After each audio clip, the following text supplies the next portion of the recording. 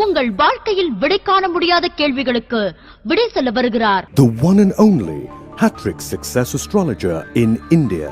ஜோதிட சத்குருஜி மெஹரு தன் சுய ஜாதகத்தின் மூலம் விழிப்புணர்வு பெற்ற ஒரு மறைபொருள் ஞானி. வணக்கம் என் உலகளாவிய ஜோதிட அன்பர்களே, அன்பிகளே.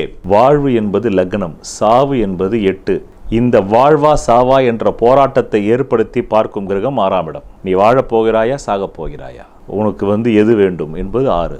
ஆக 6ஆம் இடத்திலே இருப்ப விஷயங்களை சில ஜோதிடர்களே சொல்வதற்கு பயப்படுவது உண்டு. ஏன் அவ்வளவு? என் குருநாதரே அதை பற்றி சொல்லிவிட்டு போதும், இத்துடன் நிறுத்திக்கொள்கிறேன் என்பார். சிவாமேராஜன் அவர் கட்டுரை எழுதும்போது 6ஆம் இடத்திலே என்ன இருக்கிறது, அந்த 6ஆம் பாவ காரகத்துவத்தை அனைத்தையும் அனுபவித்தவர்கள் மாத்திரமே ஹிட்லர் ஆகியிருக்கிறார்கள், முசோலினி ஆகியிருக்கிறார்கள், இடியமின்கள் ஆகியிருக்கிறார்கள். இது தீவிரவாத தன்மையிலும் தீவிர வேட்கை தன்மையிலும் ரஜஸ் தன்மையிலும் பிறர் இம்சிக்கும் தன்மையிலும் காரணம் அதை அவர்கள் அப்படி பயன்படுத்தினார்கள். இதே 6ஆம் பாவத்தை வலுத்திருந்த சிரோன்மணிகள் தான் அம்பானியாகவும் ஆகியிருக்கிறார்கள், ரோட்ஷீல்டும் ஆகியிருக்கிறார்கள், ராக்பெல்லரும் ஆகியிருக்கிறார்கள், ஹென்ரி ஃபோர்டும் ஆகியிருக்கிறார்கள். ஏன் அந்த 6ஆம் இடத்திற்கு அவ்வளவு பலம் இருக்கிறது?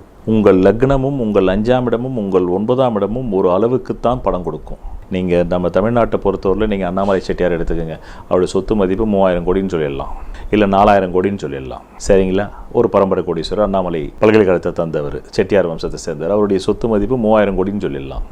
சரி, நேருடைய சொத்து மதிப்பு என்ன சொல்லலாம்? மிஞ்சி போனாக்கா நேருவின் சொத்து மதிப்பு அந்த காலத்திலேயே ஒரு 5000 கோடின்னு சொல்லிக்கிங்க, இல்லை 2000 கோடின்னு சொல்லிக்கிங்க. ஆனால் சாதாரண ஹீராச்சந்த் என்றும் ஒருவருக்கு மகனாக பிறந்த திருபாய் அம்பானி, தீரஜ்லால் ஹீராச்சந்த் என்பவருக்கு மகனாக பிறந்த திருபாய் அம்பானி, அவருடைய குஜராத்தில் மாநிலத்திலே அவருடைய தந்தையார் ஒரு சாதாரண பள்ளி ஆசிரியர். வறுமை என்றால் அப்படி ஒரு வறுமை. ஒரு நாளைக்கு 3 வேளை சாப்பாடு என்றால் 2 வேளை தான் சாப்பிட முடியும். ஒரு ஆசிரியருக்கு இப்போதே என்ன வறுமை இருக்குன்னு தெரியும் உங்களுக்கு. இப்போவே அவருக்கு என்ன சம்பளம் தெரியும். எவ்வளோ ஆசிரியர்களுக்கு வேலை கிடைக்காம இன்னும் போட்டா போடாமல் இருக்காங்கன்னா அந்த கால ஆசிரியர்கள் எவ்வளோ கொடுத்துருப்பாங்கன்னு நினைக்கிறீங்க? 1970களில் 1950களில் 50களில் அவர் என்ன வருமானம் கிடைச்சிருக்கும். அதில் கிட்டத்தட்ட 3 பிள்ளைகளை வைத்துக்கொண்டு அவர் வாழ்க்கை நடத்தினார். அதனால் 16வது வயதிலேயே அவர் ஏடன் சென்றார், அங்கு பணிபுரிந்தார், அங்கிருந்து வந்தார். அவர் மீது அவர் அரசாங்கங்களை களவாடினார், அரசாங்கங்களை கையில் போட்டுக்கொண்டார், அவர்களுக்கு லஞ்சம் கொடுத்தார் என்பதெல்லாம் கூட அவர் வரலாற்றில் இருக்கிறது. இருக்கட்டுமே, ஆனால் அதை மீறியும் அவர் சாதித்திருக்கிறார். 20,000-30,000 பேர்களுக்கு ரிலையன்ஸில் இன்றைக்கு வேலை கொடுத்திருக்கிறார் என்றால் அதுதான். தவறு இல்லாமல் வாழ்க்கை இல்லை. நன்றாக இதை தான் நீங்கள் முதலில் சோதிடத்தை புரிந்து கொள்ள வேண்டும். நான் சொல்லும் இந்த பதிவாகப்பட்டது சாதனை செய்ய வேண்டும் என்று துடிப்பவர்களுக்கு, சாதனையே செய்ய வேண்டாம் என்பவர்களுக்கு இதை கேட்பதற்கு முன்பு உங்கள் நேரத்தை வீணாக்காமல் வேறு பதிவுகளை போய் நீங்கள் பார்த்து கொள்ளுங்கள். உங்களுக்காக நிறைய பதிவுகள் காத்து கொண்டிருக்கிறது. பணக்காரனாக வேண்டுமா, வீட்டிலே துளசி செடியை வையுங்கள். பணக்காரனாக வேண்டுமா, வீட்டிலே குபேர செடியை வையுங்கள். பணக்காரனாக வேண்டுமா, வீட்டிலே குங்குமப்பூவை திறந்து வையுங்கள், டப்பாவை மூடி வைக்காதீர்கள். இப்படிப்பட்ட பதிவுகள் தான் உங்களுக்கு தேவை. அதெல்லாம் நடக்கப் போவதும் இல்லை வாழ்க்கையில். அதை போடுபவர்களுக்கும் தெரியும், பார்ப்பவர்களுக்கும் தெரியும். இருந்தாலும் மனிதன் எதையுமே விலை கொடுக்காமல் வாங்கி அனுபவிக்க வேண்டும் என்று நினைக்கிறான். இந்த வார்த்தையை நன்றாக நினைவு வைத்துக் கொள்ளுங்கள். எல்லோருக்குமே பணம் வேண்டும், எல்லோருக்குமே பட்டம் வேண்டும், எல்லோருக்குமே பதவி வேண்டும், எல்லோருக்குமே பேருக்கு பின்னாடி 3 டிகிரி போட்டுக்கணும், எல்லாருமே பென்ஸ் கார் வச்சுக்கணும்னு ஆசை இருக்குது.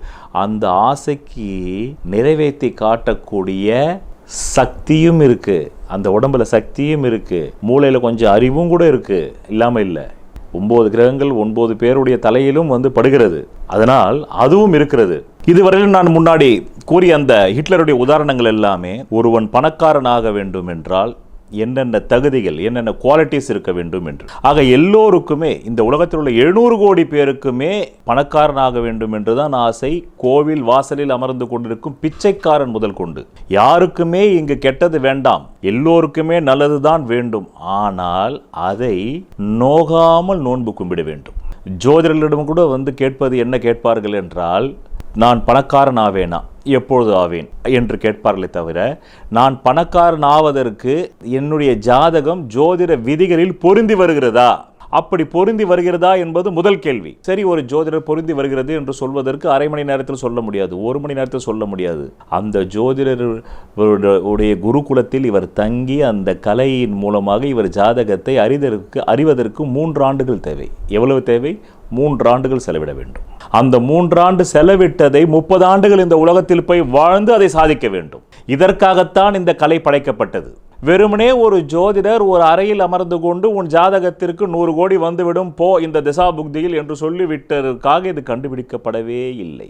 எங்குமே இந்த பூமியில் இருள் சூழ்ந்திருக்கும் போது ஒரே ஒரு ஒளி, ஜோதிட ஒளியை வைத்துக் கொண்டிருந்தால் ஒரு சந்திராஷ்ட நாட்களில் நீ அடிபடாமல் உன்னை தற்காத்து கொள்ளலாம். ஒரு பணவர நாட்களில் அட்லீஸ்ட் கஞ்சி குடிப்பதற்காவது ஏதோ ஒரு பணம் வரும் என்ற தைரியத்தில் நீ உழைக்கலாம். நீ உழைப்பதற்கு ஏதோ அந்த பணவர நாட்களிலாவது உனக்கு பணம் வரும் என்று தெரிந்து கொள்ளலாம்.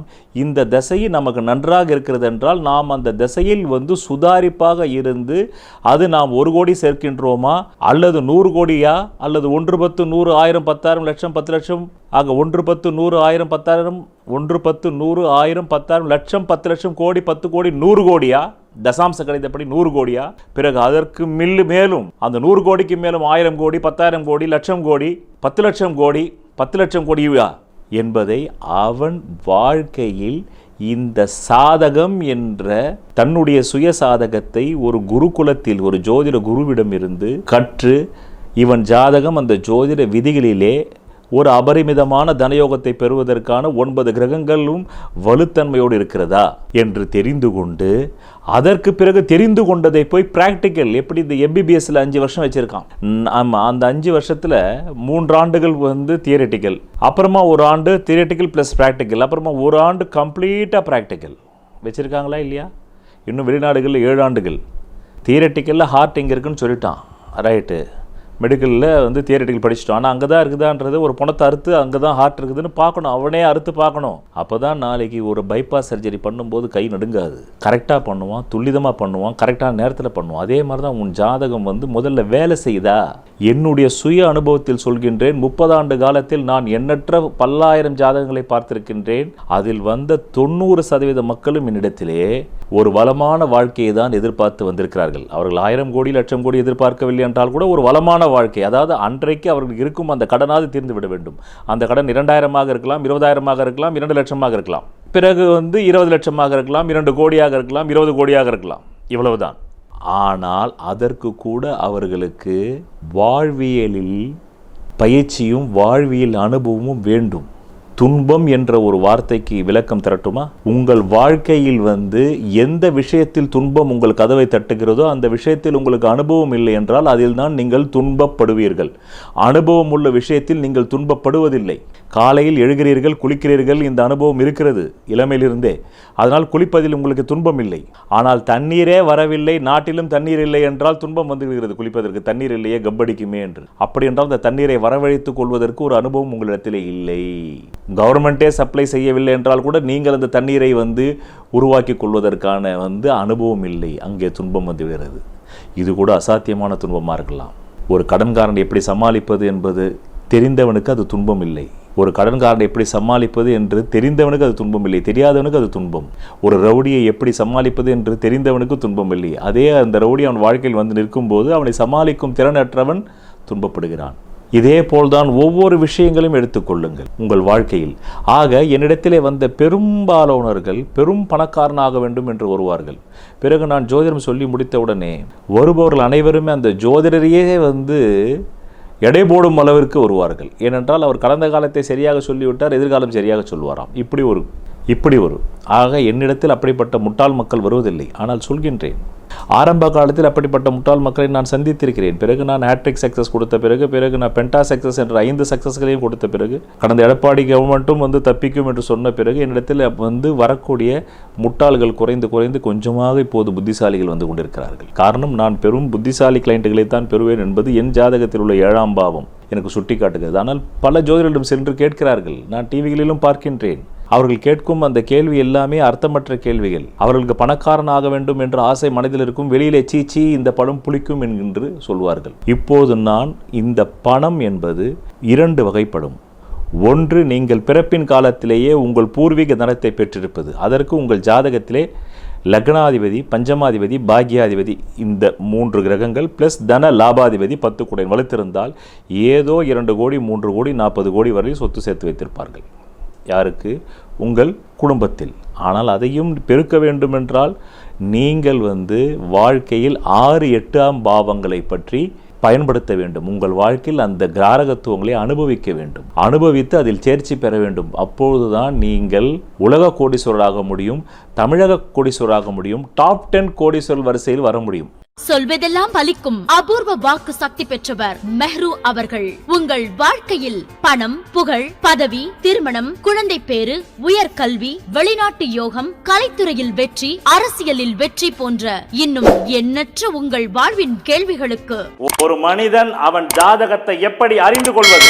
கான்டாக்ட் ஜோதிட Sadguruji Mehru. Address Quality Complex, first floor, new number 45, wall number 12, Arunachalam Road, Saligramam, Chennai 93. Phone 04423760772. Contact 995295962, 98409 57612. Website www.srimehru.org.